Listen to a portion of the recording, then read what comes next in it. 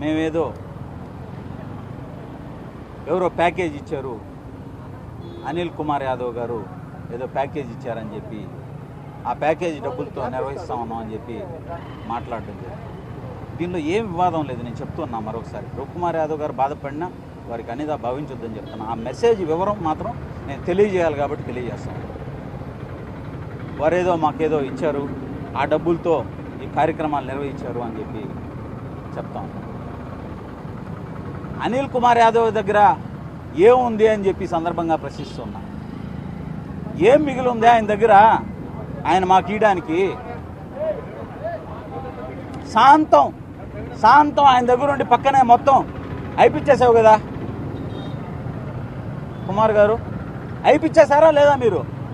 శాంతం ఏముంది ఆయన దగ్గర ఆయన మాకు ఇయడానికి అని అడుగుతా ఉన్నా. అనిల్ కుమార్ యాదవ్ గారు మాకు ఇయడానికి ఇట్లాంటి ప్రచారాలు చేయడం తగదు. ఆయన ఏదో అనిల్ కుమార్ గారు ఏదో మమ్మల్ని ఆడిస్తున్నాడు, తోలు బొమ్మలాట అని తోలు అలా మాట్లాడడం జరిగింది. అయితే ఈ సందర్భంగా చెప్తా ఉన్నా, ఖచ్చితంగా అనిల్ కుమార్ యాదవ్ గారు వస్తారు, మీ తోలు తీస్తారు అని చెప్పి ఈ సందర్భంగా చెప్తా ఉన్నా. ఓకేనా?